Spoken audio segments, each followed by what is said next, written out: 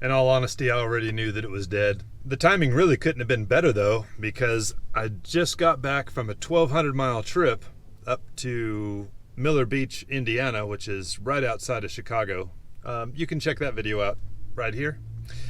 Looks like it's time to do how to replace the alternator on your Ford Ranger. And of course, this is going to fit from an 83 to a 92 Ford Ranger. So let's go ahead and get to it. Before I get started, I'm going to go ahead and hook up a battery charger to the battery so that it will start once the alternator is changed. Anytime you connect a battery charger or jump start, always make sure you have the terminals, the black on the negative and the red on the positive. Otherwise it can get really, really nasty. Which, believe it or not, could be sparks that would scare the heck out of you, or worst case scenario number 2, which is battery explosion, battery acid in your eyes, face, front of your body, or whoever's standing next to you, and that's really bad. Well, it's been pouring the rain up until just a few minutes ago. I actually bought the alternator when it was daylight, and it's been pouring the rain ever since. So let me show you how we're going to do this. Okay, so as you can see, right here is the alternator on this, like I said, right now I'm working on an 87 Ford Ranger with a 2-liter 4-cylinder engine, where this will also work from an 83 on up to a 92 Ford Ranger pickup. Right here is the alternator that we're going to be putting on. However, there are a couple of little differences that I have to note here. This reman alternator does not have a plug the same as on the original equipment here. So what I have to do, simply crimp these in place. Alright, let's go ahead and get started on this. What I'm going to have to do in this scenario right here is using a standard head screwdriver. Now, one thing I probably forgot to mention a second ago, this is the alternator with the internal voltage regulator. That's why we have the 2 plugs on the outside. So let's go ahead and remove this little guy right here.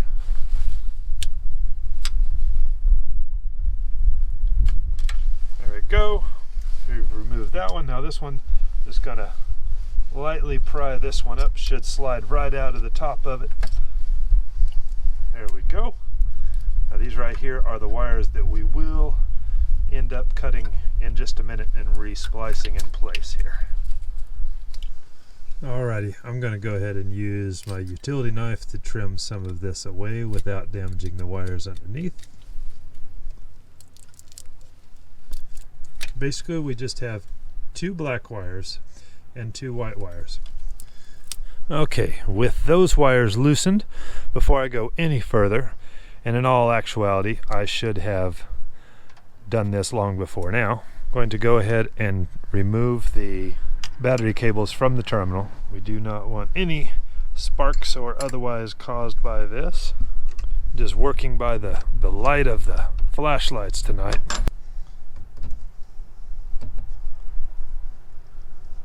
Okay, with the alternator, there are really only 2 pivot points or 2 bolts that we need to loosen to get the alternator off. That is this one here, and this is the adjustment right here, which is a 9/16 inch socket. Right here on the back of the alternator.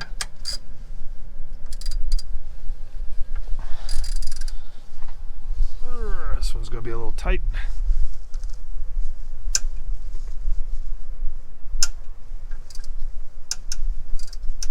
There we go.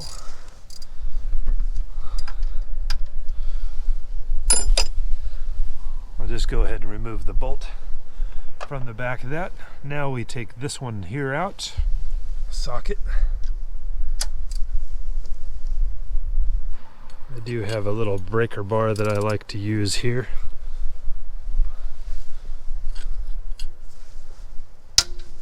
There we go.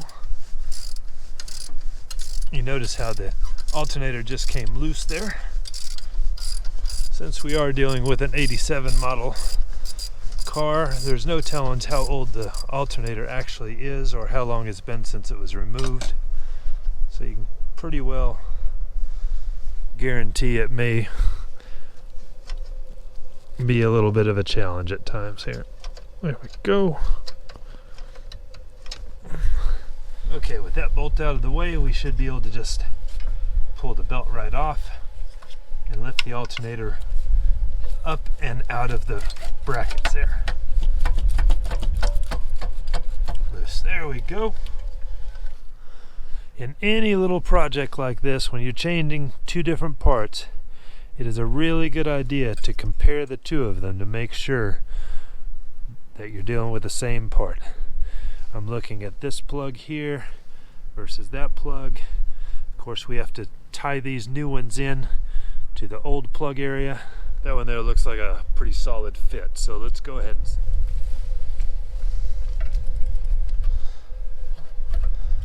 and of course, there's always that time where you wish you had a third hand, you know.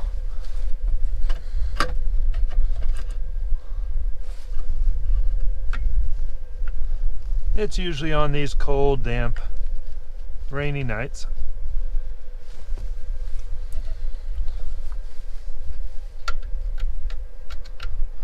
There we go. We just kind of work it in there. There we go.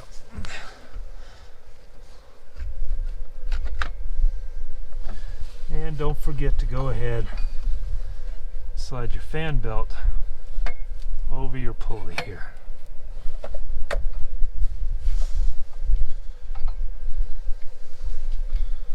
There we go. Alrighty, we've got the first one done.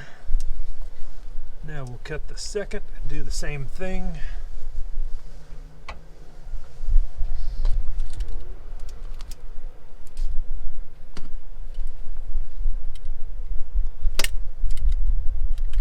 Okay, now we're going to go ahead and strip these two wires here and do the same thing.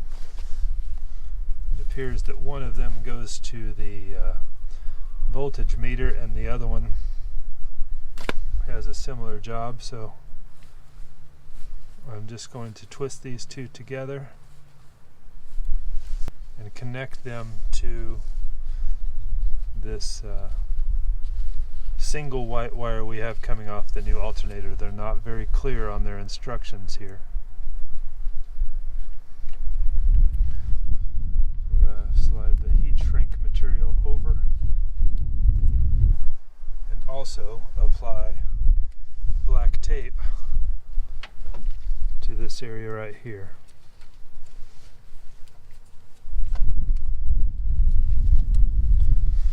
Okay, that should take care of our wiring harness assembly right there. Now all we have to do is tighten up this alternator here. Okay, generally when it comes to tightening the alternator, you can see how it pivots right here. What you're wanting to do is get up under it and pull it tight. Alright, I'm going to use this little guy here, a little open-end wrench down under the alternator. Sometimes this takes a minute to find a place you can pull it tight. Make sure your belt is tight. Belt feels nice and tight. We don't want to over tighten because we don't want to strip this at all. Also want to confirm that this top bolt here is tight as well.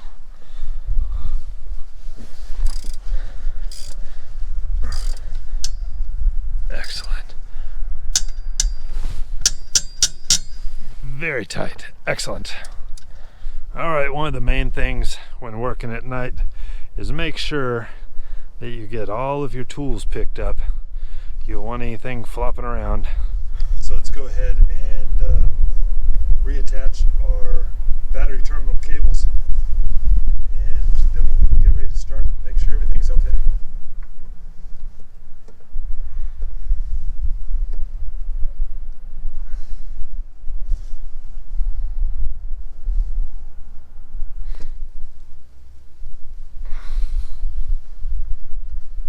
Okay, here's the moment of truth.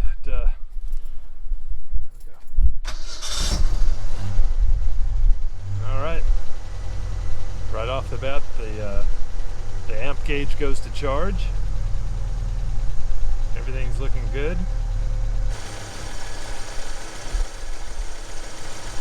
My goodness, it's amazing how much quieter it is.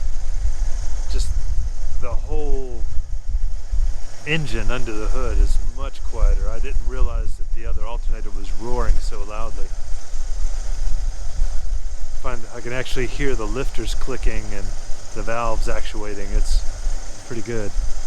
I'm sure glad that it waited until the end of until I got home from the 1,200-mile trip up to Miller Beach, Indiana from here. Yeah, I think we're going to be good.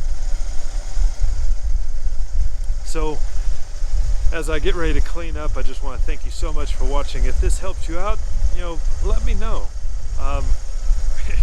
Can't be any more real life than trying to get this done on a Sunday night before me trying to go to work in the morning. So, hopefully the battery's going to be nice and charged and be good to go when I turn the key in the morning. So, yeah, all is well. So if you like the video, please hit that thumbs up.